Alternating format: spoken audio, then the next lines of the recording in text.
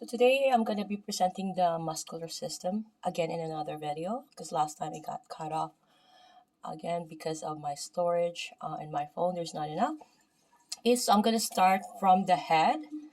Okay, so the temporalis, usually a muscle name can give you clues, right, to its specific features. So the name reflects either a muscle shape, like the rhomboids, or the location, just for instance, the temporalis here, the fiber action, like the adductors, right, or the attachment sites. Just like the coracobrachialis, origin is from the coracoid process and it's inserting into the brachialis, right? So usually, right, it says where it gives you a hint, just like the ligaments. Like I told you that it indicates the attachment point. Okay, so this one is the temporalis. Okay, it's inserted in the temporal bone, and it's self-explanatory. And the master is the chewing muscle, right? Orbicularis oculi is the one around, right? Orbit, because it's meaning it's round, right? Orbital. So it's giving that hint, right? Similarly, for the orbicularis oris, this is oculi, and this is oris, right? The lips, okay? Right? So it's orbit again because of its shape, it's orbital. Okay, and this is the omohyoid.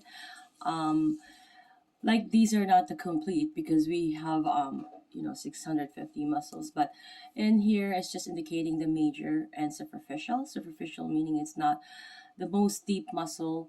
When we say superficial is the outer muscle fiber.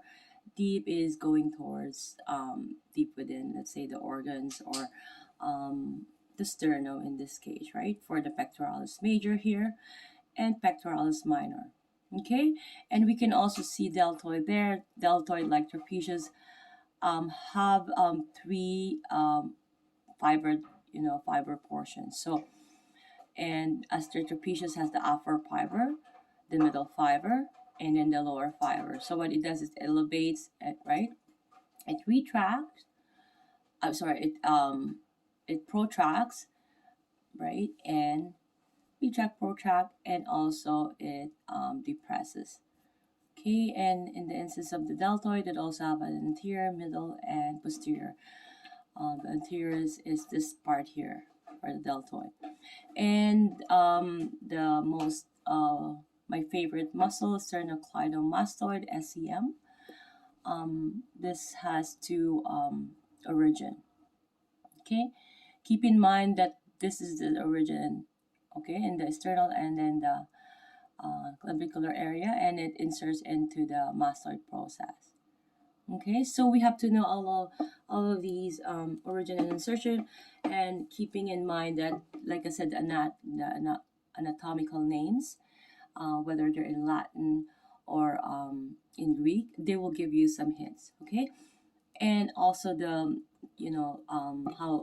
how the body, how the muscle works or what's its action, you will have to remember it and simplify them according to where it's located, where's the location, the fiber directions. Those are a few things that you need to consider. Okay, so we're gonna go down ahead to the serratus anterior. Okay, and also we have the external oblique and the internal oblique. Okay, and this one here is why everybody has a six-pack is because of that abdominal aponeurosis, right? It has that ridges. Those are all just like in our palm here. It contains a lot of aponeurosis.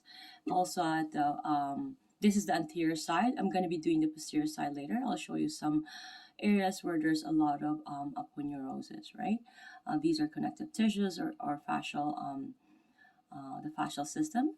I did a video with regards to that, but I can do another short video again. Okay, so we're gonna go, before we go from the inguinal ligament here, we're gonna go to the arm.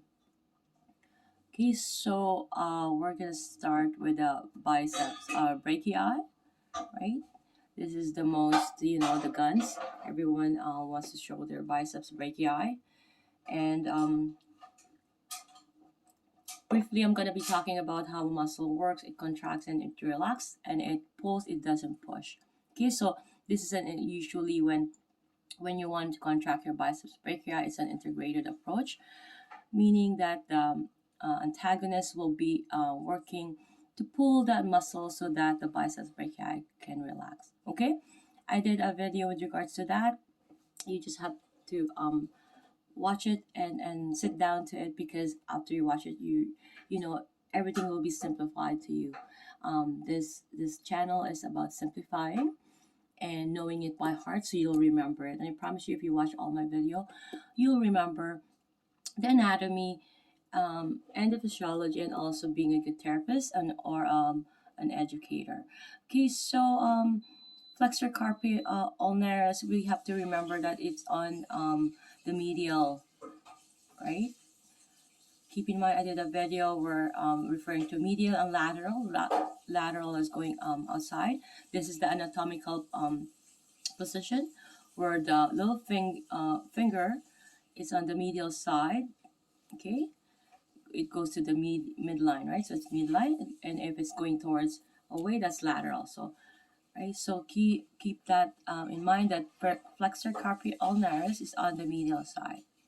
Okay, and flexor digitorum profundus is where it usually reach onto the four fingers. Okay, so we're gonna go to the brachialis. I mentioned this as an example, right? The coracobrachialis. It inserts into the coracoid process, and then its origin, my apologies, and it inserts into the brachialis. And then the flexor here will show the movement. These are all individually presented. Um, Individually, sometimes there's two or three muscles, but I did a video on all of these, the origin and insertion. So please watch them. So now we have these short muscles of the thumb. I still have to do the muscle of the pat, all that, and so that you can remember them fast, and then the mnemonics and all that. And also, I'm gonna be doing a carpal bones video. Okay, so I'm gonna go ahead with regards to the from the inguinal ligament, right? Going down to, this is the pectineus here, and this is the sartorius. That is the talar's muscles. It inserts here, as you can see, the gracilis and the rectus femoris, right? And then underneath the rectus femoris is the vastus intermedius, right? And we have the vastus medialis. Again, it's referring where it's located, right? It's medialis, and lateralis is on the lateral side, okay?